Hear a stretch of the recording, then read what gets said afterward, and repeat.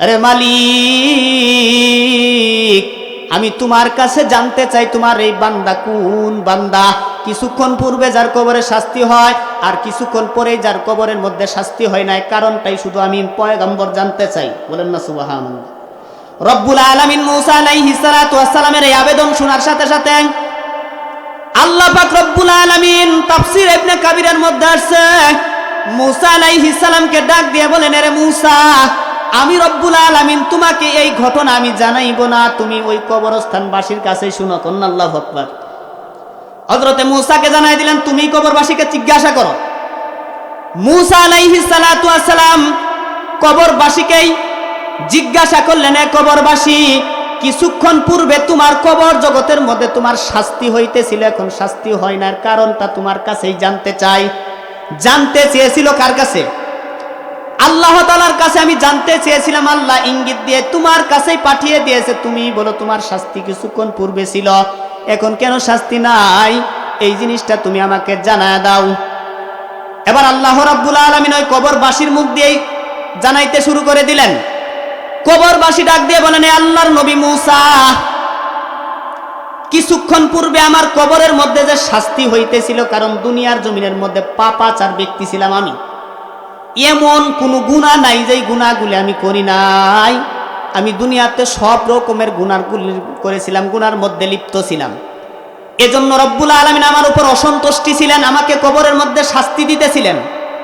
মুসা আলাইহিস সালাম ডাক দিয়ে বলেন, আল্লাহর বান্দা, কতদিন পর্যন্ত তোমার কবরে শাস্তি হইতেছিল? বলে, যেদিন থেকে আমাকে কবরস্থানের মধ্যে দাফন করা হয়েছে, কবরস্থানের মধ্যে প্রশ্ন করার পর থেকেই আমার শাস্তি শুরু হয়ে গেছে। বলেন নাউজুবিল্লাহ।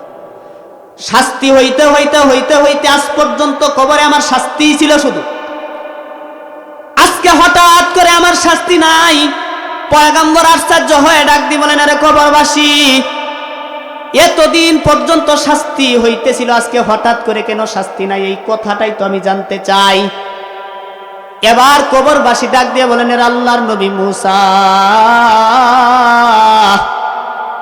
দুনিয়ার জমিনের মধ্যে আমি অনেকগুলি গুনাহ করেছি, প্রত্যেক ধরনের গুনাহ আমি করেছি, এটা ঠিক আছে, আমি একটা পাপাচার ব্যক্তি, কিন্তু দুনিয়াতে থাকা অবস্থায় আমি একটা ভালো কাজ করে এসেছিলাম। ওই ভালো কাজের প্রতিদান আল্লাহ আজকে দিছে। কন্যা সুবহানাল্লাহ। এ আল্লাহর নবী মুসা, দুনিয়ার জমিনের মধ্যে আমি গুনার কাজ করি, পৃথিবীতে জীবিত থাকা অবস্থায় যদি আমার সন্তানটা ভূমিষ্ঠ হয়, আমার এই সন্তানটাকে কিন্তু আমি তোমার কাছে চাইতেছি, আমি কোরআনের শিক্ষায় শিক্ষিত করব, আমি তাকে আল্লাহ তাআলার দ্বীন শিক্ষা দিব। বলেন না সুবহানাল্লাহ। কিন্তু আমি দুনিয়াতে থাকা অবস্থায় যদি, আমি দুনিয়া থেকে বিদায় হওয়ার পরে যদি এই সন্তানটা জন্ম নেয়, তাহলে আমি কিন্তু তোমাকে ওসিয়ত করে দিতেছি, তুমি এই ছাত্রটাকে, এই আমার সন্তানটাকে মাদ্রাসায় ভর্তি করবা।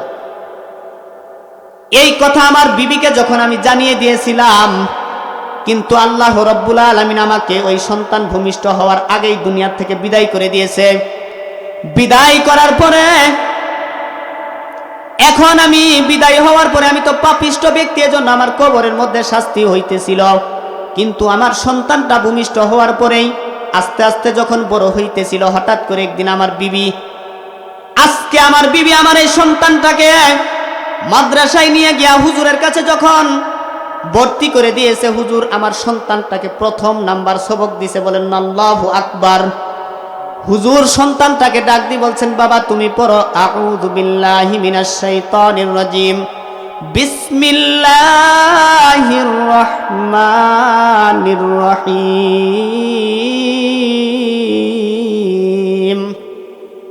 এ আল্লাহর নবী মুসা, আমার সন্তান আজকে বিসমিল্লাহির রহমানির রহিম বলে যখন দুনিয়াতে টান দিছে, এটা আল্লাহ তাআলার আরশ মহল্লায় গিয়ে লাগছে। কোন আল্লাহু আকবার।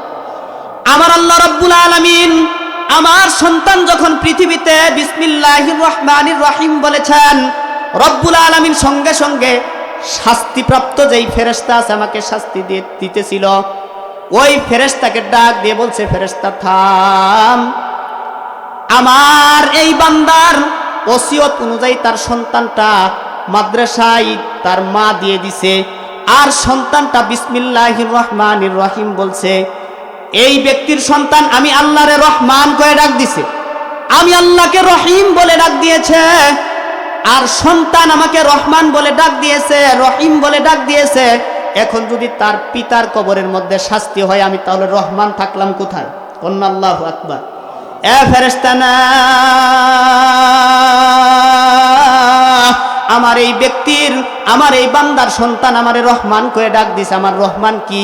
তার সন্তান আমারে রহমান ডাকে, আর তুমি যদি তাকে পিটাও কবরের মধ্যে, আমি রহমান কেমনে হইলাম? এ ফেরেশতা, যা, তার সমস্ত অপরাধ আমি আল্লাহ মাফ করে দিছি, এখনই তার কবরের আযাব বন্ধ কর। এ আল্লাহর নবী মূসা, এই কথা রব্বুল আলামিনের পক্ষ থেকে বলার সাথে সাথে আমার কবরের আযাব বন্ধ হয়ে গেছে।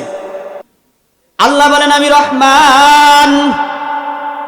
দ্বিতীয় আয়াতের মধ্যে রব্বুল আলামিন জানায় দেন আল্লামাল কুরআন, আমি হলাম রহমান। প্রথম আয়াতে আল্লাহ জানায় দেন আমি রহমান। দ্বিতীয় আয়াতের মধ্যে আল্লাহ রব্বুল আলামিন জানায় দেন আল্লামাল কুরআন। এক নম্বর আল্লাহ বলেন আমি রহমান, দ্বিতীয় আয়াতের মধ্যে আল্লাহ বলেন আমি আল্লামাল কুরআন, আমি কুরআন শিক্ষা দিয়েছি।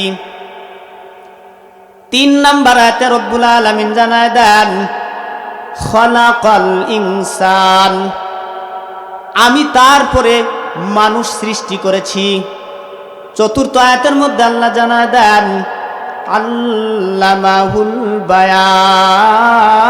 বায়ান, আমি তারপরে মানুষকে ভাষা শিক্ষা দিয়েছি। বলেন সুবহানাল্লাহ। সম্মানিত হাজিরিন, আল্লাহ তাআলা এক নম্বর আয়াতে কি বললেন? আমি রহমান। আর রহমান, আল্লাহ বলেন আমি রহমান। দ্বিতীয় আল্লামাল কুরআন, আমি কুরআন শিক্ষা দিয়েছি। তিন নম্বর খলাকাল ইনসান, আমি মানুষ সৃষ্টি করেছি।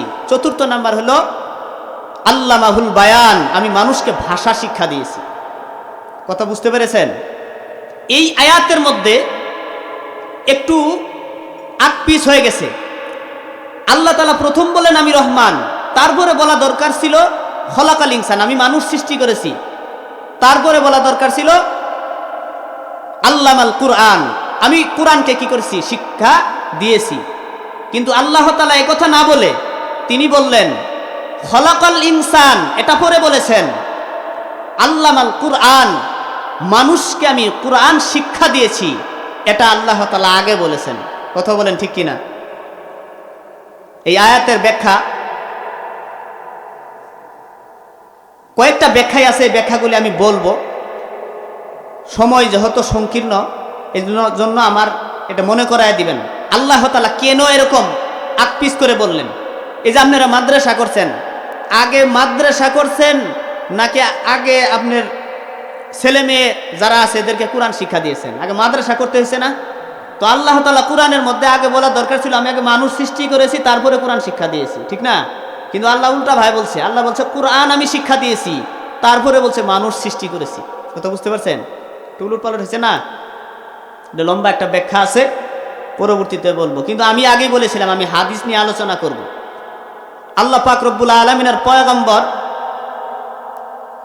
যে হাদিসটা আমি খুতবার মধ্যে তিলাবাত করেছি, এই খুতবার মধ্যে আল্লাহ তাআলা রাসূলের এই হাদিসের মধ্যে আল্লাহ তাআলা রাসূল 4টা আদেশ করেছেন। কয়টা আদেশ? কথা বলেন।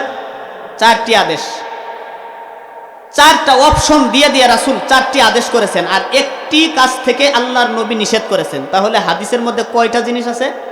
5টি। 4টি আদেশ আছে, মানে 4টি কাজ করতে বলছে, অথবা 4টির একটা হলো করতে হয়েছে। 4টি আদেশ আর একটা হলো কি? নিষেধ আছে। আল্লাহ তাআলা রাসূল বলেন কুন আলিমান আও মুতাআল্লিমান আও মুঈনান আও মুহিব্বা ওয়ালা তাকুন খামিসা ফাতাহলিক। ভাইরা আমার, বন্ধুগণ আমার, আল্লাহর পয়গম্বর জানায় দেন আরে तमाम পৃথিবীর আমার উম্মতেরা, আমি আল্লাহ পাক রব্বুল আলামিনের পয়গম্বর তোমাদেরকে একটা সুসংবাদ জানায় দেই। সারা দুনিয়ার মধ্যে তোমরা যতগুলি মানুষ আমার উম্মত আছো, কিয়ামত পর্যন্ত যত মানুষ পৃথিবীতে এসেছে এবং পৃথিবীতে আসবে, প্রত্যেকটা মানুষকে লক্ষ্য করে পয়গম্বর বলেন কুন আলিমান, হে দুনিয়ার আমার উম্মতেরা, 1 নাম্বার অপশন হলো তোমরা আলেম হয়ে যাও। 2 নাম্বার পয়গম্বর জানায় দেন আও মুতাআল্লিমান, পয়গম্বর জানায় দেন উম্মতেরা যদি তোমরা আলেম না হইতে পারো তাহলে ছাত্র হও। ছাত্রও যদি তুমি না হইতে পারো, পয়গম্বর বলেন আও মুঈনা, এ আমার উম্মতের দল, 1 নাম্বার হলো তুমি আলেম হও। যদি আলেম না হইতে পারো, আও মুতাআল্লিমান, তাহলে ছাত্র হও। ছাত্রও যদি তুমি না হইতে পারো, আল্লাহর পয়গম্বর বলেন আও মুঈনা, তাহলে ওই ছাত্র এবং আলেমদেরকে তোমরা সহযোগিতা করো। অন্য রিওয়ায়াতের মধ্যে আসছে আও মুস্তামিআন, ছাত্রও যদি তুমি না হইতে পারো তাহলে তুমি ওই আলেম না হইতে পারো, ছাত্রও না হইতে পারো, তাহলে আলেম এবং ছাত্র যেই কথাগুলি বলে ওগুলো মনোযোগ সহকারে শোনো। 4 নম্বর পয়গম্বর বলেন সাহায্যও যদি তুমি না করতে পারো, তাদের কথাগুলিও যদি তুমি না শ্রবণ করতে পারো, পয়গম্বর বলেন আও মুহিব্বা, এ আমার উম্মতের দল, কমপক্ষে তুমি তাদেরকে ভালোবাসো। ওয়ালা তাকুন খামিসা, আল্লাহর হাবিব জানায় দেন 5ম নাম্বার দলের অন্তর্ভুক্ত তুমি হয় না। বলে হইলে কি হবে? আল্লাহর নবী বলেন ফাতাহলিক, 4টা অপশন আমি পয়গম্বর তোমাদেরকে দিলাম, এই 4টার মধ্যে যদি একটাও তুমি গ্রহণ করতে না পারো, 5ম নাম্বার যে অপশনটা আমি রাসূল বলে দিলাম ওটা যদি নিষেধ করেছি আমি, তুমি যদি তারপরও নিষেধ না মেনে ওটা গ্রহণ করো, রাসূল বলেন তাহলে তোমার পরিণাম হবে ফাতাহলিক, মানে তুমি ধ্বংস। ধ্বংসের ব্যাখ্যায় মুহাদ্দিসিনে কেরাম বলেন তোমার দুনিয়াটাও ধ্বংস, আখিরাতটাও তোমার ধ্বংস। দুনিয়ার জমিনের মধ্যে যদি তুমি ধ্বংস না হও, কিন্তু আখিরাতের জগৎ যে তুমি ধ্বংস করে ফেলেছো এটার মধ্যে কোনো সন্দেহ নাই। সম্মানিত হাজিরিন, আল্লাহর পয়গম্বর এই হাদিসের মধ্যে 1 নাম্বার বললেন কুন আলিমান, তোমরা কি হও? আলেম হও। যদি আলেম না হইতে পারো, আও মুতাআল্লিমান, ছাত্র হও। ছাত্রও যদি না হইতে পারো, আও মুঈনান, ছাত্রকে সাহায্যকারী হও। বলে যদি তুমি মুঈনানও না হইতে পারো, আও মুহিব্বা, কমপক্ষে তুমি আলেম, কুরআন এদেরকে অন্তর থেকে ভালোবাসো। যদি এটাও তোমার দ্বারা সম্ভব না হয়, রাসূল বলেন ওয়ালা তাকুন খামিসা, 5ম নাম্বার দলের অন্তর্ভুক্ত হইও না। মানে এই 4টা বাহিরে গিয়া তুমি নতুন করে আরেক দলের অন্তর্ভুক্ত হইও না। কই যদি হও ফাতাহলিক, তাহলে তুমি কি? ধ্বংস। তাহলে আমরা যারা এখানে উপস্থিত হতে পেরেছি, আমরা কি এই 4টা যে দলের যে কোনো একটা দলের মধ্যে হব না 5ম নাম্বার দলের অন্তর্ভুক্ত হবেন? এই 4টার যে কোনো একটা। আমি আলোচনা বুঝাইতে চেয়েছি, এখন আপনি বুঝেন। প্রশ্ন হলো আমাদের নবী এই হাদিসের মধ্যে 4টা অপশন, একটার পর একটা একটার পর একটা এভাবে অপশন দিয়ে আমাদেরকে বললেন কেন? এটার কারণ আছে না? আপনি একটা ব্যক্তিকে একটা কাজ করতে বলেন, আপনি ছেলেকেই বললেন বাবা তুমি এইভাবে চলো, তাহলে এইভাবে চললে কি? আপনার ছেলেই তো উল্টা প্রশ্ন করবে, বাবা এইভাবে চললে আমার লাভ কি? কথা বলেন, বলে কি বলে না? কিন্তু আল্লাহর নবী যে আমাদেরকে এই অপশন দিয়ে দিয়ে 4টা কথা বললেন, এর মধ্যে আমাদের প্রশ্ন করা দরকার যে এরকম কাজ করলে আমাদের লাভ কি? এটা যা লাভ জানা দরকার তো। এবং কি রাসূল উম্মতের কান্ডারি, উম্মতের লাভ যেখানে হবে ওই জিনিসটাই তো রাসূল করতে বলছেন। কথা কোন ঠিক কিনা? এখন প্রশ্ন কি? প্রশ্ন তো করলেন, এখন এগুলোর ব্যাখ্যা কি? আল্লাহর নবী কেন আমাকে আপনাকে আলেম হতে বলল? আলেম না হইতে পারলে কেন ছাত্র হইতে বলল? ছাত্র না হইতে পারলে কেন তাদেরকে সাহায্য সহযোগিতা করতে বলল? এটাও যদি না হইতে পারেন কেন কমপক্ষে মহব্বত করতে বলল? এটা কারণ আছে তো। কথা বলেন ঠিক কিনা? এখানে আলোচনার আগ মুহূর্তে একটা জিনিস আপনাকে বুঝতে হবে। প্রথম আল্লাহ তাআলা রাসূল বললেন আলেম হও, আলেম না হইতে পারে ছাত্র হও। ছাত্র তো আলেমই বানায়। কথা কোন ঠিক কিনা? হুজুর ছাড়া ছাত্র বানান যাব? তাহলে আপনি যদি ছাত্রও হন তাও আলেমের কাছেই যেতে হবে। যদি ছাত্রও না হইতে পারেন, আও মুঈনান, তাহলে আলেমকে সাহায্য করো, তারপরেও আলেমের কাছেই যেতে হবে। যদি এটাও না পারেন, আও মুহিব্বা, ভালোবাসতে হবে কাকে? আলেমকেই। শেষ পরিণতি হলো আল্লাহর নবী বুঝায় দিলেন আলেমের কাছেই তোমাকে যেতে হবে, আলেম ছাড়া তোমার কোনো গতি নাই। কথা বুঝতেছেন? এখন প্রশ্ন হলো আল্লাহর নবী আলেমের কথা বলল কেন? আল্লাহ রাসূল কেন বললেন কোন আলিমান আলেম হয়ে যাও? এটার ব্যাখ্যা অনেক হাদিস আছে, এর মধ্যে থেকে একটা হাদিস আমি এখন বলতেছি, আর পরবর্তী আরেকটা হাদিসের উদ্ধৃতি দিব। আল্লাহর নবী এজন্যই আলেম হতে বললেন। আল্লাহ রাসূল বলেন, অন্য হাদিসে আল্লাহর নবী বলেন, ইন্নাল উলামা ওয়ারাসাতুল আম্বিয়া, আল্লাহর পয়গম্বর বলেন আমার तमाम পৃথিবীর উম্মতেরা, কেন আমি আলেম তোমাদেরকে হইতে বললাম? আলেম হইলে লাভ কি? আল্লাহর পয়গম্বর জানায় দেন, ইন্নাল উলামা ওয়ারাসাতুল আম্বিয়া, আল্লাহর পয়গম্বর বলেন নিশ্চয় যারা আলেম, এই সমাজের আলেম, এরাই হলো নবীদের উত্তরাধিকারী। নবীদের যেই দায়িত্বগুলি আছে এগুলো অন্য কোনো মানুষের কাঁধে পয়গম্বর দিয়ে যান নাই। আল্লাহর হাবিব জানায় দেন প্রত্যেকটা নবীর পরে আরেকটা নবী আসছে, কিন্তু আমি এমন একটা নবী, আমার পরে আর দুনিয়াতে কোনো নবী আসবে না। যেহেতু আমার পরে নবী কোনো আসবে না, এই জন্য আমি নবীর নবুয়াতের দায়িত্বটা এটা আলেমের কাঁধে আমি দিয়ে গেছি। এজন্য রাসূল জানায় দেন, হে আমার উম্মতের দলেরা, তোমরা আলেম হয়ে যাও। বলেন সুবহানাল্লাহ। এটা আলেমের লাভ। এখন আরেকটা উদ্ধৃতি, কেন আল্লাহর হাবিব আলেম হতে বললেন? যেই সূরাটা আপনাদের সম্মুখে তিলাওয়াত করেছি, এই আর রহমান সূরার ব্যাখ্যা তাফসিরে রুহুল মানি একটা কিতাব আছে কয়েকটা খণ্ডের, ওই রুহুল মানি কিতাবের মধ্যে এই আয়াতের ব্যাখ্যায় রাসূল একটা হাদিস নিয়ে আসছেন।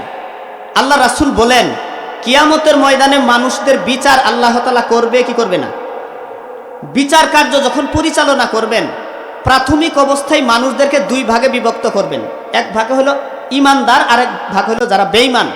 বেঈমানরা বিনা হিসেবে জাহান্নাম, আর যারা ইমানদার এদের মধ্যে এক শ্রেণীর মানুষ আছে, এদেরকে আল্লাহ তাআলা বিনা হিসেবে জান্নাত দিয়ে দিবেন। বলেন সুবহানাল্লাহ। আর আরেক শ্রেণীর মধ্যে আল্লাহ তাআলা বিচার করবেন। বিচার করতে করতে করতে করতে এক শ্রেণীর মানুষ আছে যারা পৃথিবীতে আলেম, কুরআনের এলেম তাদের অন্তরে ছিল ঠিক আছে, কিন্তু দুনিয়াতে আলেম হওয়ার পরেও সে গুনাহগার ছিল।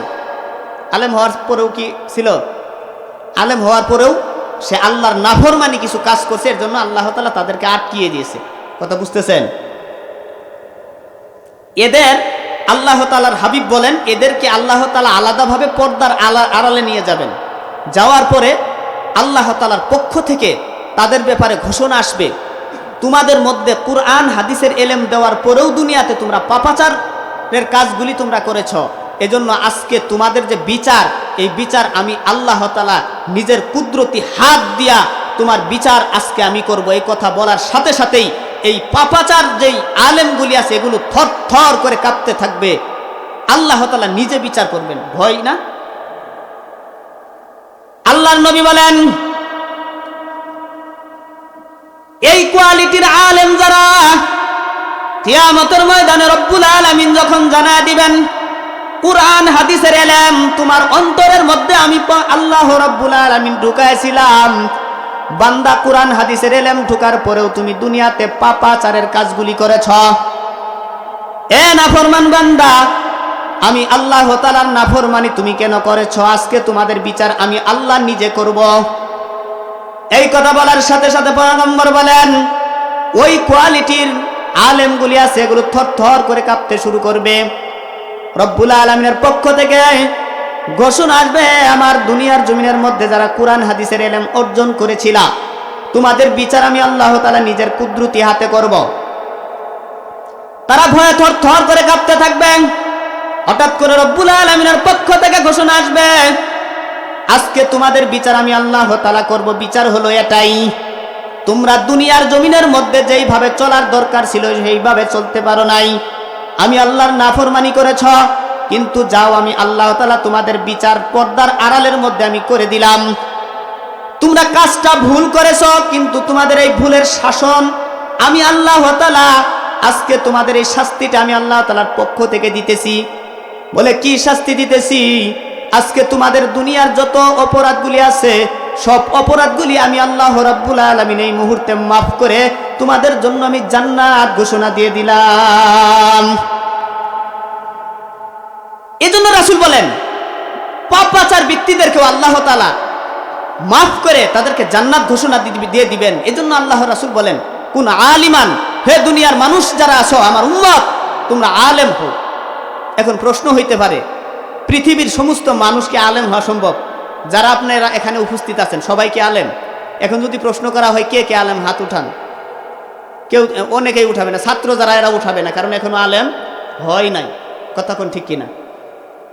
এখন আলেম হইতে যদি না পারি, রাসূল বলেন কোন আলিমান, যদি আলেম হও যদি না হইতে পারে আও মুতাআল্লিমান, দ্বিতীয় অপশন তোমার জন্য, তুমি ছাত্র হও। এখন যদি আমি বলি যে কে কে ছাত্র আছো, অনেক মানুষই হাত উঠাইতে পারবো, কারণ এই যে মাদ্রাসা সামনের ছেলেরা যারা আছে এরা সবাই তো ছাত্র। কি করেন, ছাত্র না? এরা বলতে পারবো হুজুর আমি ছাত্র। তাহলে এরা দ্বিতীয় নাম্বার অপশনের মধ্যে আছে না নাই? কিন্তু আমি দুনোটার মধ্যে আছি। যদি বলে আলেম কে কে, আমি হাত উঠাইতে পারবো। আর যদি বলে ছাত্র কে কে, আমি তাও হাত উঠাইতে পারবো। কারণ ছাত্র না হয়ে কি আলেম হওয়া যায়? কথা বুঝতেছেন? এখন প্রশ্ন হইতে পারে হুজুর ছাত্র হইলে লাভ কি? ছাত্রের কথা বললো যে আল্লাহর নবী অন্য হাদিসের মধ্যে বলেন কোন আলিমান আও মুতাআল্লিমান, তুমি যদি আলেম না হইতে পারো ছাত্র হও। প্রশ্ন হইতে পারে ছাত্র কেন হবে হুজুর? আল্লাহর নবী অন্য হাদিসের মধ্যে বলেন তামাম পৃথিবীর আমার উম্মতেরা ছাত্রের কি মর্যাদা তোমরা জানোনি? পয়গম্বর একটা হাদিসের মধ্যে বলেন কোন ছাত্র যদি, কোন ছোট্ট বাচ্চা যদি পৃথিবীর জমিনের মধ্যে কুরআন শিক্ষা করার জন্য তার বাড়ির থেকে বের হয়ে সে মাদ্রাসার দিকে রওনা দিয়ে দেয়, আল্লাহর নবী জানায় দেন ওই ছোট্ট শিশুটার জন্য পয়গম্বর জানায় দেন গর্তের পিপিলিকা থেকে শুরু করে দরিয়ার মাছ পর্যন্ত তার জন্য মাগফিরাতের দোয়া করতে থাকে। এজন্য রাসূল বলেন ছাত্র হও, কারণ ছাত্রর ফজিলত ঘর থেকে বের হয়ে মাদ্রাসার দিকে যখন যায় তার জন্য সারা দুনিয়ার সমস্ত মাখলুকাত যেগুলো আছে এগুলো সব দরখাস্ত করে দোয়া করতে থাকে। প্রশ্ন আমার হলো মুরব্বিয়ানে কেরাম, মাদ্রাসার ছাত্র ছাড়া অন্য শিক্ষা প্রতিষ্ঠান যেগুলো আছে এগুলোর মধ্যে যখন তার ছাত্ররা যখন বাড়ির থেকে রওনা দিয়ে চলে যায় তাদের জন্য কি কোনো মাখলুকাত মাগফিরাতের দোয়া করে এমন কোনো হাদিস আপনাদের জানা আছে? আছে? আপনার ছোট্ট ছেলে, এই যে ছোট ছোট ছেলেরা যখন মাদ্রাসায় বাড়ির থেকে রওনা দেয়, যেদিন থেকে মাদ্রাসায় সে ভর্তি হয়েছে ওই দিন থেকেই তাদের জন্য আল্লাহর সমস্ত মাখলুকাত, আল্লাহর রাসূল বলেন গর্তের পিপিলিকা থেকে শুরু করে দরিয়ার মাছ পর্যন্ত প্রত্যেকটা মাখলুকাত এই বান্দার জন্য, এই ছোট্ট শিশুটার জন্য মাগফিরাতের দোয়া করতে থাকে। বলেন না আল্লাহু আকবার। কিন্তু একটা স্কুল কলেজ ভার্সিটি অন্য শিক্ষা প্রতিষ্ঠানে যখন ছাত্র ভর্তি হয় তাদের জন্য কি এই মাখলুকাতগুলি দোয়া করে কোনো হাদিসে আছে? আমি কোনো হাদিসের মধ্যে এগুলো পাইনি। তাহলে এই জন্য রাসূল কি বলছেন? ছাত্র হও, তালিবুল ইলম হও, ইলম অন্বেষণকারী ছাত্র হও। এই ছাত্রর এই লাভ। অন্য হাদিসের মধ্যে আল্লাহর পয়গম্বর বলেন ছাত্রর আরো লাভ আছে। বলে কি লাভ? আল্লাহর পয়গম্বর এক হাদিসের মধ্যে জানায় দেন একটা ছাত্র এখন পর্যন্ত হয় নাই, মাত্র ছোট্ট একটা শিশু, সে মাদ্রাসায় শুধু আসা যাওয়া করে, এখনো ভর্তিও হয় নাই। আল্লাহর হাবিব জানায় দেন এই ছোট্ট শিশুটা মাদ্রাসায় এখন পর্যন্ত ভর্তি হয় নাই, মাদ্রাসায় শুধু আসা যাওয়া করে। পয়গম্বর জানায় দেন এই শিশুটার জন্য সুসংবাদ আছে। কয়েকটা আবেদ ব্যক্তি, যে ব্যক্তি সবসময় আল্লাহর ইবাদত করে, ওই ব্যক্তি দাঁড়ায় দাঁড়ায় 1000 রাকাত নফল নামাজ পড়লে তার আমল নামায় যতগুলি সওয়াব হবে, আল্লাহর হাবিব জানায় দেন ওই সন্তানটা এখন পর্যন্ত মাদ্রাসায় ভর্তি হয় নাই, শুধু আসা যাওয়া করে আর উস্তাদের কাছে বলে আমি ভর্তি হতে চাই। আল্লাহর পয়গম্বর বলেন এই সন্তানটা এক একটা কদম যখন দুনিয়ার জমিনের মধ্যে ফেলায় দেয়, এক একটা কদমে রব্বুল আলামিন 1000 নফল নামাজ পড়ার সওয়াব তার আমল নামার মধ্যে আল্লাহ তাআলা লিখে দেয়। এজন্য রাসূল জানায় দেন, তোমরা কি কও, ছাত্র হও। ছাত্রর ফজিলত দেখছেন, এখনো ছাত্র কিন্তু হয় নাই, কিন্তু মাদ্রাসায় যখন রওনা দেয় তখন তার এক একটা কদম 1000 রাকাত নফল নামাজ পড়ার সওয়াব আল্লাহ তাআলা তার আমল নামায় দিয়ে দেয়। এরকম অপশন অন্য কোন জায়গার মধ্যে আছে? এজন্য আল্লাহর হাবিব বলেন, কোন আলিমান, আলেম হও, অথবা যদি আলেম না হইতে পারো তাহলে কি হও, ছাত্র হও। এখন তো আমরা এখানে আলেম অনেকেই হইতে পারি নাই, ছাত্রও তো হইতে পারি নাই, হইতে পারছি। এখন আপনি যদি ছাত্র না হইতে পারেন, আপনি ছেলেরা ছাত্র বানান, আপনার ছেলেরা আলেম বানান, আপনি ছেলেরাও বানাইতে পারেন না, আপনার নাতিরে বানান। কথা কোন ঠিক কিনা? রাজি আছেন তো ইনশাল্লাহ? ছাত্রের এত দাম। আল্লাহর হাবিব বলেন, পৃথিবীতে এমন মানুষ আছে আলেমও হইতে পারবে না, ছাত্রও হইতে পারবে না, তাদের জন্য আরেকটা অপশন দিছেন। এই অপশনের ক্ষেত্রে রেওয়ায়েত একটু ভিন্নতা আছে। এক হাদিসের মধ্যে আছে আও মুস্তামিআন, ওদের কাছ থেকে কথাগুলি মনোযোগ সহকারে শুনো। অন্য রেওয়ায়েতের মধ্যে আসছে আও মুঈনান, আলেম, ছাত্র, কুরআনওয়ালা এই সমস্ত ব্যক্তিদেরকে তোমরা মুঈনান, সাহায্য সহযোগিতা করো। কন্যা সুবহানাল্লাহ, সাহায্য সহযোগিতা করো। ছাত্রের দাম, এই যে ছাত্রের দাম, এত দাম, ছাত্রের অপশনের একটা ওয়াকে আপনাদের বলি।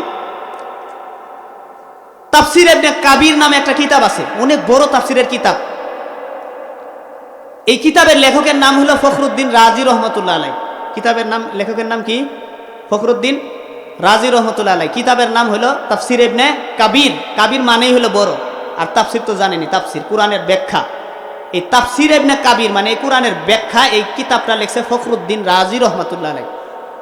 ওই কিতাবের মধ্যে ফখরুদ্দিন রাজি রহমতুল্লাহ আলাইহি তালিবুল ইলমের ছাত্রের মর্যাদা সম্পর্কে একটা মুসা আলাইহিস সালাতু ওয়াস সালামের জামানার একটা ঘটনা লিখছেন। বলবো, শুনবেন ইনশাআল্লাহ? আমলের নিয়তে শুনবেন তো? ফখরুদ্দিন রাজি রহমতুল্লাহ আলাইহি বলেন, মুসা আলাইহিস সালামের জামানার মধ্যে একটা ঘটনা মুসা আলাইহিস সালামের সাথেই সংগঠিত হয়ে গেছিল। আমরা সকলেই জানি মুসা আলাইহিস সালাম মাঝে মাঝে তুর পাহাড়ে গিয়ে আল্লাহ তাআলার সঙ্গে কথা বলতেন, কি বলতেন না? কথা কোন? এজন্য মুসাকে কালিমুল্লাহ বলা হয়। কথা কোন ঠিক কিনা? সম্মানিত হাজিরিন ভাইরা আমার, বন্ধুগণ আমার, কিতাবের মধ্যে আসছে ফখরুদ্দিন রাজি রহমাতুল্লাহি আলাইহি ডাক দিয়া বলেন, হ্যাঁ তামাম পৃথিবীর সমস্ত মানুষগুলি এই ঘটনা থেকে তুমি আমি শিক্ষা গ্রহণ করি, আমরা সকলেই যেন শিক্ষা গ্রহণ করি। কিতাবের মধ্যে আসছে, তিনি জানায় দেন হযরতে মুসা আলাইহিস সালাম কিছুদিন পর পর বা মাঝে মাঝে আল্লাহ তাআলার সঙ্গে তুর পাহাড়ে কথা বলার জন্য যাইতেন। কথা কোন ঠিক কিনা? হঠাৎ করে একদিন আল্লাহর নবী মুসা আলাইহিস সালাম তুর পাহাড়ের মধ্যে আল্লাহ রাব্বুল আলামিনের সঙ্গে কথা বলার জন্য বাড়ি থেকে রওনা দিয়েছেন। হযরতে মুসা আলাইহিস সালাম যাইতে শুরু করলেন। যাইতে যাইতে হঠাৎ করে প্রতিমধ্যে একটা কবরস্থান সামনে পড়ে গেছে। কন্না আল্লাহু আকবার। আল্লাহর নবী মুসা কবরের সামনে যখন দিয়ে তিনি রওনা দিয়ে দিলেন, হঠাৎ করে তিনি কবর জগৎ থেকে একটা বিকট আওয়াজ শুনতেছিলেন। শাস্তি তিনি কবর থেকে শুনতেছিলেন। ভাইরা আমার, বন্ধুগণ আমার, আপনার আমার বাড়ির কাছেই কবরস্থান থাকে, কিন্তু কবরস্থানের শাস্তি হয়, এগুলো আমরা কিন্তু এই কান দিয়ে শুনতে পারি না। মানুষ, এই সমস্ত প্রাণী ছাড়া কবর জগতের মধ্যে অন্য প্রাণী যারা মুখ দিয়ে কথা বলতে পারে না, গরু, ছাগল, ভেড়া, উট, বকরি যেটাই বলেন না কেন, এরা কবরের শাস্তি যদি হয় তারা এই শাস্তিটাও অনুধাবন করতে পারে। এজন্য মাঝে মাঝে দেখবেন কবরস্থানের মধ্যে আপনি গরু বেঁধে রেখেছেন, গরু হঠাৎ করে লাফালাফি শুরু করে দিছে, আছে না নাই? বুঝতে পারবেন এটা হাদিস দ্বারা প্রমাণিত, তাহলে ওই কবরের মধ্যে শাস্তি হইতেছে। কিন্তু নবীরা কবর জগতের মধ্যে শাস্তি অনুধাবন করতে পারতেন। আল্লাহর পয়গম্বর মুসা কবরের কাছ দিয়ে যখন রওনা দিয়েছিলেন, হঠাৎ করে তিনি কবরের মধ্য থেকে একটা বিকট আওয়াজ শুনতেছিলেন। আওয়াজ এমন চিৎকার দিয়ে চেঁচামেচি করতেছিল, হযরতে মুসা আলাইহিস সালাম চিৎকার শোনার সাথে সাথে তিনি বাহনটাকে থামায় দিয়েছেন। কোথায় থেকে আওয়াজ আসে? হঠাৎ করে তিনি পিছন দিকে তাকায় দেখেন তিনি একটা কবরস্থান অতিক্রম করেছে। চতুর্দিকে তিনি তাকাইতে শুরু করলেন, কোথায় থেকে আওয়াজটা আসতেছে। কোনো মানুষ দেখা যায় না, কিন্তু মানুষের কণ্ঠে চিৎকারের আওয়াজ আসে। তিনি অনেকক্ষণ পর্যন্ত গবেষণা করতে করতে দেখেন কোথাও তো কোনো মানুষ চিল্লাচিল্লি করে না। হঠাৎ করে তিনি পিছনের এই কবরের দিকে একটু মনোযোগ দিয়ে দেখেন কবর থেকেই মাটির নিচ থেকে আওয়াজ আসতেছে। হযরতে মূসা আলাইহিস সালাম কবর জগতের মধ্যে আওয়াজ শোনার সাথে সাথেই তিনি বুঝতে পেরেছেন কবর জগতের মধ্যে এই বান্দাটার শাস্তি হইতেছে। যেই কবরের মধ্যে শাস্তি হয় ওই কবরের কাছে মূসা আলাইহিস সালাম দাঁড়ায় থাকবে না, দাঁড়ায় থাকবে না। মূসা আলাইহিস সালাম এই কবর থেকে তাড়াতাড়ি করে রওনা দিয়েছেন। তিনি বুঝতে পেরেছেন এই কবরস্থানটা মনে হয় কোনো পাপিষ্ট ব্যক্তির কবর হবে। এজন্য কবর থেকে তিনি আস্তে আস্তে করে রওনা দিয়ে সামনের দিকে চলে গেলেন। যাইতে যাইতে যাইতে যাইতে তুর পাহাড়ে চলে গিয়া আল্লাহ পাক রব্বুল আলামিনের সঙ্গে তিনি কথা বললেন, কিন্তু কবর সম্পর্কে তিনি কোনো কথা বলে নাই। আল্লাহ তাআলার সঙ্গে প্রেমের আলাপ করে যখন ওই তুর পাহাড় থেকে রওনা দিয়েছেন, বাড়ির দিকে তিনি যখন রওনা দিয়েছেন, যে রাস্তা দিয়ে তিনি তুর পাহাড়ে গিয়েছিলেন ওই রাস্তা দিয়েই তিনি আস্তে আস্তে করে যখন বাড়ির দিকে রওনা দিয়েছেন, হঠাৎ করে আস্তে আস্তে ওই কবরের কাছাকাছি আসার পরে তিনি আর কবরের মধ্যে, কবরটা দেখার সাথে সাথেই মনে পড়ে গেছে কবরের মধ্যে শাস্তি হইতেছিল। হঠাৎ করে তিনি কবরের মধ্যে তাকায় দেখেন, কান লাগায় শুনেন, কবরের মধ্যে আমি যাইতে সময়, প্রতিমধ্যে যখন আমি যাইতেছিলাম ওই সময় মানুষের কণ্ঠে যে চিৎকারের আওয়াজ আসতেছিল, এখন তো আর কবর জগতের মধ্যে কোনো চিৎকারের আওয়াজ নাই। নাই নাই তিনি অনেকক্ষণ পর্যন্ত দাঁড়ায় থাকেন, কবর জগৎ থেকে কোনো শাস্তির কোনো আভাস পাওয়া যায় না। তিনি আশ্চর্য হয়ে গেলেন, আমি তো কিছুক্ষণ কয়েক ঘন্টা আগেই এই রাস্তা দিয়ে গেলাম।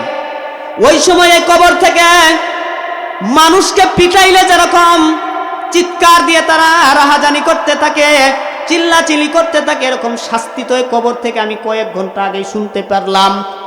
কিন্তু এই কয়েক ঘন্টা সময়ের ব্যবধানের মধ্যে এখন তো কবর থেকে কোনো আওয়াজ নাই। হযরতে মূসা আলাইহিস সালাম কবর দেখার সাথে সাথে তিনার এখানে রহস্য মনে হলো। রহস্য মনে হওয়ার সাথে সাথেই তিনি রব্বুল আলামিনকে আকাশের দিকে ইঙ্গিত করে ডাক দিয়ে দিলেন, মালিক, তোমার এই বান্দা সম্পর্কে তোমাকে তুর পাহাড়ে আমি প্রশ্ন করতে চেয়েছিলাম, কিন্তু আমার প্রশ্নটা মনে ছিল না। তোমার এই বান্দাকে কেন শাস্তি দেওয়া হইতেছিল এটা জিজ্ঞাসা করতে চেয়েছিলাম, আমার মনে ছিল না। কিন্তু এখন কবর দেখে আমার মনে হয়ে গেছে। এবং কি আরেকটা জিনিস আমার আশ্চর্য মনে হইতেছে, কয়েক ঘন্টা পূর্বে এই কবরের মধ্যে শাস্তি হইতেছিল, কিন্তু কয়েক ঘন্টা সময়ের ব্যবধানে এখন তো শাস্তি নাই।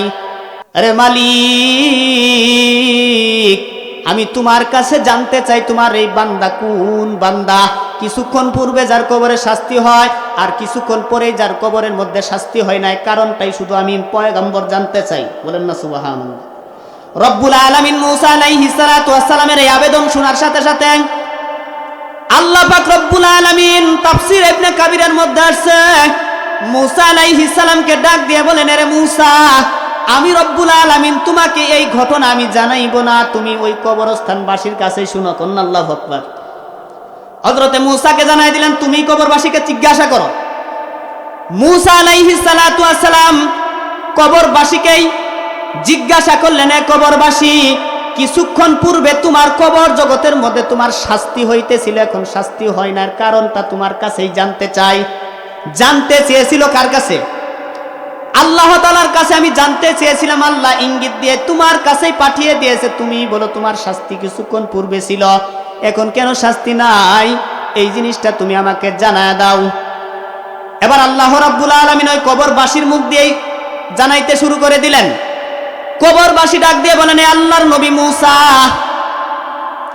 কিছুক্ষণ পূর্বে আমার কবরের মধ্যে যে শাস্তি হইতেছিল, কারণ দুনিয়ার জমিনের মধ্যে পাপাচার ব্যক্তি ছিলাম আমি, এমন কোনো গুনাহ নাই যেই গুনাহগুলি আমি করি নাই। আমি দুনিয়াতে সব রকমের গুনাহগুলি করেছিলাম, গুনার মধ্যে লিপ্ত ছিলাম। এজন্য রব্বুল আলামিন আমার উপর অসন্তুষ্টি ছিলেন, আমাকে কবরের মধ্যে শাস্তি দিতেছিলেন। মূসা আলাইহিস সালাম ডাক দিয়ে বলেন, আল্লাহর বান্দা, কতদিন পর্যন্ত তোমার কবরে শাস্তি হইতেছিল? বলে, যেদিন থেকে আমাকে কবরস্থানের মধ্যে দাফন করা হয়েছে, কবরস্থানের মধ্যে প্রশ্ন করার পর থেকেই আমার শাস্তি শুরু হয়ে গেছে। বলেন নাউজুবিল্লাহ। শাস্তি হইতে হইতে হইতে হইতে আজ পর্যন্ত কবরে আমার শাস্তিই ছিল শুধু। আজকে হঠাৎ করে আমার শাস্তি নাই। পয়গম্বর আশ্চর্য হয়ে ডাক দিয়ে বলেন, আরে কবরবাসী, এতদিন পর্যন্ত শাস্তি হইতেছিল, আজকে হঠাৎ করে কেন শাস্তি নাই? এই কথাটাই তো আমি জানতে চাই। এবার কবরবাসী ডাক দিয়ে বলেন, এর আল্লাহর নবী মুসা, দুনিয়ার জমিনের মধ্যে আমি অনেকগুলি গুনাহ করেছি, প্রত্যেক ধরনের গুনাহ আমি করেছি, এটা ঠিক আছে, আমি একটা পাপাচার ব্যক্তি। কিন্তু দুনিয়াতে থাকা অবস্থায় আমি একটা ভালো কাজ করে এসেছিলাম। ওই ভালো কাজের প্রতিদান আল্লাহ আজকে দিছে। কন্যা সুবহানাল্লাহ। এ আল্লাহর নবী মুসা, দুনিয়ার জমিনের মধ্যে আমি গুনার কাজ করি, পৃথিবীতে জীবিত থাকা অবস্থায় যদি আমার সন্তানটা ভূমিষ্ঠ হয়, আমার এই সন্তানটাকে কিন্তু আমি তোমার কাছে চাইতেছি, আমি কোরআনের শিক্ষায় শিক্ষিত করব, আমি তাকে আল্লাহ তাআলার দ্বীন শিক্ষা দিব। বলেন না সুবহানাল্লাহ। কিন্তু আমি দুনিয়াতে থাকা অবস্থায় যদি, আমি দুনিয়া থেকে বিদায় হওয়ার পরে যদি এই সন্তানটা জন্ম নেয়, তাহলে আমি কিন্তু তোমাকে ওসিয়ত করে দিতেছি, তুমি এই ছাত্রটাকে, এই আমার সন্তানটাকে মাদ্রাসায় ভর্তি করবা। এই কথা আমার বিবিকে যখন আমি জানিয়ে দিয়েছিলাম, কিন্তু আল্লাহ রাব্বুল আলামিন আমাকে ওই সন্তান ভূমিষ্ঠ হওয়ার আগেই দুনিয়া থেকে বিদায় করে দিয়েছে। বিদায় করার পরে এখন আমি বিদায় হওয়ার পরে আমি তো পাপিষ্ঠ ব্যক্তি, এজন্য আমার কবরের মধ্যে শাস্তি হইতেছিল। কিন্তু আমার সন্তানটা ভূমিষ্ঠ হওয়ার পরেই আস্তে আস্তে যখন বড় হইতেছিল, হঠাৎ করে একদিন আমার বিবি, আজকে আমার বিবি আমার এই সন্তানটাকে মাদ্রাসায় নিয়ে গিয়া হুজুরের কাছে যখন ভর্তি করে দিয়েছে, হুজুর আমার সন্তানটাকে প্রথম নাম্বার সবক দিছে। বলেন আল্লাহু আকবার। হুজুর সন্তানটাকে ডাক দিয়ে বলছেন, বাবা তুমি পড়ো আউযু বিল্লাহি মিনাশ শাইতানির রাজিম, বিসমিল্লাহির রহমানির রহিম।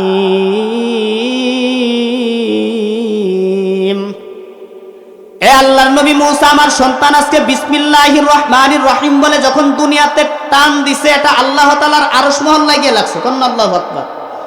আমার আল্লাহ রাব্বুল আলামিন আমার সন্তান যখন পৃথিবীতে বিসমিল্লাহির রহমানির রহিম বলেছেন, রব্বুল আলামিন সঙ্গে সঙ্গে শাস্তিপ্রাপ্ত যেই ফেরেশতা আছে, আমাকে শাস্তি দিতেছিল, ওই ফেরেশতাকে ডাক দিয়ে বলছে, ফেরেশতা থাম, আমার এই বান্দার ওসিয়ত অনুযায়ী তার সন্তানটা মাদ্রাসায় তার মা দিয়ে দিছে, আর সন্তানটা বিসমিল্লাহির রহমানির রহিম বলছে। এই ব্যক্তির সন্তান আমি আল্লাহরে রহমান করে ডাক দিছে, আমি আল্লাহকে রহিম বলে ডাক দিয়েছে, আর সন্তান আমাকে রহমান বলে ডাক দিয়েছে, রহিম বলে ডাক দিয়েছে। এখন যদি তার পিতার কবরের মধ্যে শাস্তি হয়, আমি তাহলে রহমান থাকলাম কোথায়? কোন আল্লাহু আকবার। এ ফেরেশতা না, আমার এই ব্যক্তির, আমার এই বান্দার সন্তান আমারে রহমান করে ডাক দিছে, আমার রহমান কি? তার সন্তান আমারে রহমান ডাকে, আর তুমি যদি তাকে পিটাও কবরের মধ্যে, আমি রহমান কেমনে হইলাম? এ ফেরেশতা যা, তার সমস্ত অপরাধ আমি আল্লাহ মাফ করে দিছি, এখনই তার কবরের আযাব বন্ধ কর। এ আল্লাহর নবী মুসা, এই কথা রব্বুল আলামিনের পক্ষ থেকে বলার সাথে সাথে আমার কবরের আযাব বন্ধ হয়ে গেছে।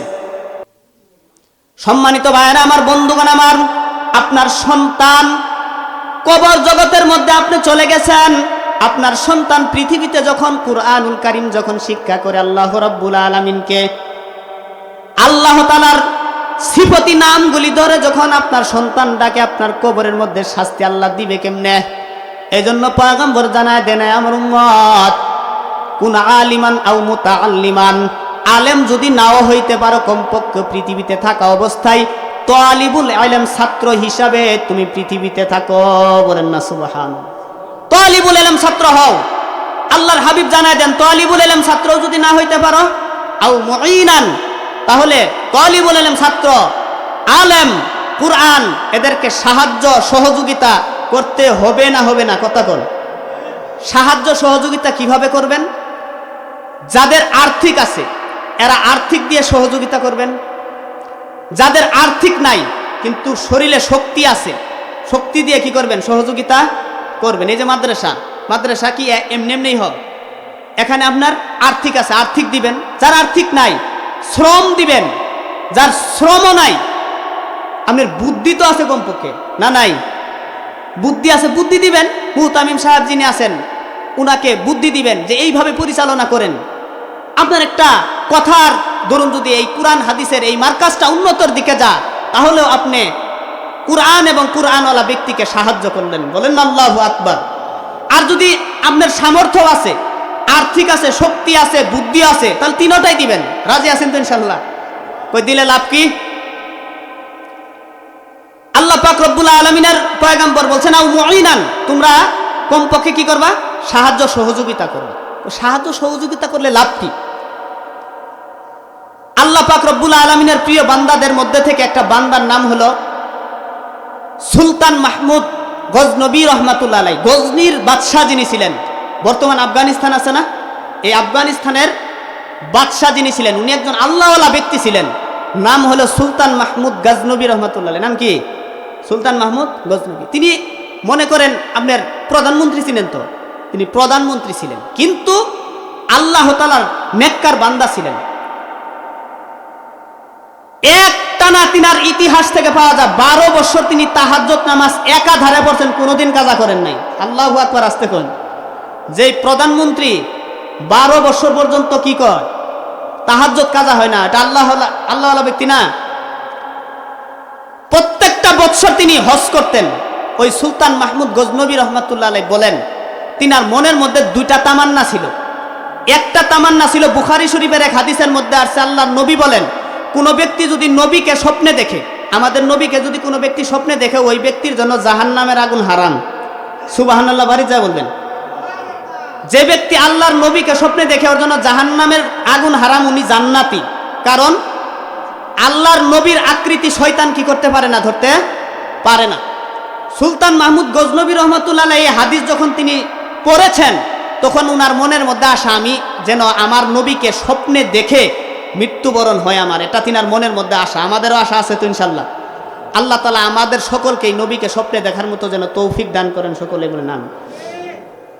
দ্বিতীয় নাম্বার তিনার আশা, পৃথিবীতে সবচাইতে যে ব্যক্তি দামি মানুষ, আমার কথা বুঝতেছেন না? সবচাইতে যিনি দামি মানুষ, উনার তিনি খেদমত করবেন, উনার তিনি খেদমত করবেন। এই দুটা তিনার তামান্না, এই দুটা আশা। এক নাম্বার, তিনি আমাদের নবীকে স্বপ্নে দেখবেন। আর দ্বিতীয় নাম্বার, পৃথিবীতে যে ব্যক্তি সবচাইতে দামি, উনার কি করবেন? খেদমত করবেন। এই দুটা আশা। তো সুলতান মাহমুদ গজনবী রহমাতুল্লাহ প্রত্যেক বছর হজ করেন। আবার তাহাজ্জুদ নামাজ কত বছর কাজা হয় নাই? 12 বছর। কিন্তু এত আমল করার পরেও সুলতান মাহমুদ গজনবী কোনোদিনও আল্লাহর পয়গম্বরকে তিনি স্বপ্নে দেখতে পারেন নাই। ভাইয়ারা আমার, বন্ধুগণ আমার, ভালো করে এই ইতিহাস থেকে গ্রহণ করেন। সুলতান মাহমুদ গজনবী রহমাতুল্লাহি আলাইহি তাহাজ্জুদ নামাজ পড়ার পরে প্রত্যেকটা দিনই আল্লাহ রাব্বুল আলামিনের কাছে হাত উঠায় ডাক দিয়ে বলেন, মালিক, পৃথিবীতে থাকা অবস্থায় আমার দুইটা মনের মধ্যে বড় বড় আশা ছিল, একটাও তো পূর্ণ হলো না। এক নাম্বার আশা হলো আমি যেন তোমার পয়গম্বরকে স্বপ্নে দেখে মৃত্যুবরণ করতে পারি, এখন পর্যন্ত তো দেখতে পারলাম না। 2 নাম্বার আমার আকাঙ্ক্ষা ছিল পৃথিবীর মধ্যে সবচাইতে যে ব্যক্তিটা দামি, তার জুতা যেন আমি সোজা করতে পারি, তার যেন খেদমত করতে পারি, এটাও তো আমার কপালে মিলল না। এইভাবে তিনি কান্নাকাটি করতে করতে 12 বছর পর্যন্ত তাহাজ্জুদ নামাজ পড়েছেন, কিন্তু কোনোদিনও আল্লাহর পয়গম্বরকে স্বপ্নে দেখতে পারে নাই। হঠাৎ করে সুলতান মাহমুদ গজনবী রহমাতুল্লাহি আলাইহি একদিন রাষ্ট্রীয় কাজ শেষ করে বাড়ির দিকে যখন তিনি রওনা দিয়েছেন, রওনা দিয়ে যাইতে যাইতে যাইতে যাইতে হঠাৎ করে তিনি যখন কামরা থেকে বের হয়ে গেছেন, তিনার রাজপ্রাসাদের কিছু দূর পরে একটা এই বাতি, হেজাক বাতি ছিল, ওই হেজাক বাতির কিনারের মধ্যে তিনি তাকায় দেখেন একটা ছোট্ট 10 বছরের বালক, ছোট একটা শিশু কুরআনুল কারীম নিয়ে ওই বাতির নিচে তিনি পড়তেছিলেন। সুলতান মাহমুদ গজনবী রহমাতুল্লাহ আলাইহি আস্তে আস্তে আস্তে আস্তে করে খাদেমকে ডাক দিয়ে বলেন, ওই সন্তানের কাছে আমাকে নিয়ে যাও। সুলতান মাহমুদ বলেন, আমি আস্তে আস্তে করে ওই সন্তানের কাছে যখন যায় দেখি তিনি কোরআন তিলাওয়াত করতেছেন। ছোট্ট একটা বালক রাতের গভীরে যখন ওই বাতির নিচে কোরআন পড়তেছিলেন, সুলতান মাহমুদ গজনবীকে দেখার সাথে সাথে এরকম ছোট্ট একটা বালক থমকে দাঁড়িয়ে তিনি ভয়ে থরথর করে কাঁপতে শুরু করলেন। সুলতান মাহমুদ গজনবী ডাক দিয়ে বলেন, রে সন্তান, তুমি আমাকে দেখে ভয় পাইতেছো, তুমি এখানে কেন আসছো রাতের গভীরে? এ সন্তান, তুমি কি চাও? ওই সন্তান ডাক দিয়ে বলেন, হুজুর, আমি অমুক মাদ্রাসার ছাত্র, আমার গরিব মানুষের ছেলে, আমরা কয়েকজন ছাত্র একত্রিত হইয়া একটা হারিকেন বাতির মধ্যে তেল ক্রয় করে আমরা এই হারিকেন বাতির মধ্যে সবাই মিলে আমরা তার চতুর্দিকে বসে কোরআন তিলাওয়াত করি। কিন্তু নিয়ম হলো 10টার পরেই ওই হারিকেন বাতিটা বন্ধ করে দেওয়া হয়। কিন্তু 10টা বাজার পরে আমি সন্তানের কোরআন আগামীকাল যে হুজুরের কাছে সবকটা দিব, এটা এখন পর্যন্ত আমার মুখস্থ হয় নাই। ও বাচ্চা, আমার মুখস্থ হয় নাই, এখন তো পরের দিনে আমি সবক দিতে পারবো না।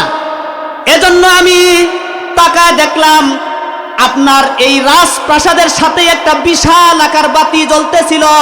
আমি মনে মনে ভাবলাম, এই বাতির কিনারে এসে যদি আমি আল্লাহর কোরআন তিলাওয়াত করে আমার সবকটা মুখস্থ করি, তাহলে তো এই আপনার কোনো ক্ষতি হবে না। এর জন্য আমি এখানে এসেছি। তবে আপনার কাছে আজকে মাপ চাই, আর কোনোদিন আপনার রাজপ্রাসাদের মধ্যে এসে কোরআন তিলাওয়াত করব না। সুলতান মাহমুদ গজনবী রহমাতুল্লাহি আলাইহি ডাক দিয়ে বলেন, ব্যক্তি, তুমি থামো। কোন মাদ্রাসায় তুমি পড়ো? তোমার হুজুরের নাম কি? নাম যখন তিনি বলে দিয়েছেন, তখন খাদেমকে সঙ্গে নিয়ে সুলতান মাহমুদ গজনবী রহমাতুল্লাহি আলাইহি ওই মাদ্রাসার মধ্যে তিনি চলে গেছেন। রাতের গভীরে ওই মাদ্রাসার মুহতামিম সাহেব, যিনি ওনাকে ডাক দিয়ে তুলছেন, মুহতামিম সাহেবের তো খবর হয়ে গেছে, এই রাষ্ট্রের বাদশাহ যিনি রাতের গভীরে আমাকে ডাক দিয়ে তুলেছেন, আমার মনে কোনো অপরাধ আছে। হুজুর তো ভয়ে আতঙ্কিত। সুলতান মাহমুদ গজনবী বলেন, আপনার মাদ্রাসায় ছাত্র কতগুলি? বলে, ছাত্র হলো এতগুলি। সবাই কি ঘুমাইতেছে? হ্যাঁ, ঘুমাইতেছে। সুলতান মাহমুদ গজনবী বলেন, ছাত্রগুলি একটু গণনা করে দেখেন। ছাত্র গণনা করে দেখে সব ছাত্রই আছে, কিন্তু একজন ছাত্র নাই। আল্লাহু আকবার বলেন। সুলতান মাহমুদ বলেন, আপনার এই ছাত্র কোথায় যায় আপনার কি খেয়াল নাই? এবার ছাত্রকে সামনে এনে ডাক দিয়ে বলেন, এই আপনার এই ছাত্রটা কোথায় ছিল? হুজুর তো মনে মনে ভাবতেছিলেন, এই ছাত্র মনে হয় ভুল করছে। সুলতান মাহমুদ গজনবী বলেন, এই সন্তান আমার রাজপ্রাসাদের কাছে গিয়া হেজাক বাতির মধ্যে গিয়ে কোরআন তিলাওয়াত করতেছে। হুজুর, আপনার মাদ্রাসার কতগুলি ছাত্র, কতগুলি হেজাক বাতির দরকার এবং কতগুলি টাকার দরকার, আমি তো আপনার মাদ্রাসার খবর নিতে পারি নাই। আজকে আমাকে লিস্ট লিখে দিয়ে আমার কাছে পাঠায় দিবেন, আমি আপনার এই মাদ্রাসার সমস্ত ছাত্রদের এই ব্যবস্থাগুলি আমি সুলতান মাহমুদ করে দিব। এবার হুজুর যখন লিস্টে দিয়ে গেলেন, আর ওই সন্তানের প্রতি হুজুর খুব খুশি, আগে তো রাগ করছিলেন। এবার ওই ছাত্ররার দিকে তাকাইয়া সুলতান মাহমুদ বলেন, বাবা, তোমার প্রত্যেকটা মাসের যতগুলি খরচ আছে, প্রত্যেকটা খরচ আমি সুলতান মাহমুদ রাজপ্রাসাদ থেকে ব্যবস্থা করে দিব। আর তোমার কোনো ভয় নাই, তুমি মাদ্রাসার মধ্যে হেজাক বাতি দিয়া যতক্ষণ পর্যন্ত তোমার মন চায় তুমি আল্লাহর কোরআন তিলাওয়াত করবা। কিন্তু বাবা, শর্ত হলো আমি সুলতান মাহমুদের জন্য তুমি একটু দোয়া করিও। এবার সন্তানটা খুশি হয়ে গেছেন। সুলতান মাহমুদ গজনবী রহমাতুল্লাহ রাজপ্রাসাদ থেকে বাড়িতে চলে গেছেন।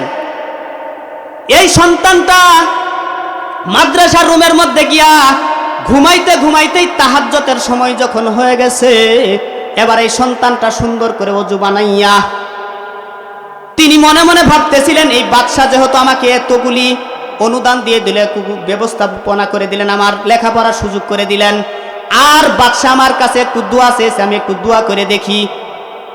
তাহাজ্জুদের সময় এই সন্তানটা যাই নামাজটা বিছাইয়া 2 রাকাত 4 রাকাত যাই হোক নামাজ পড়া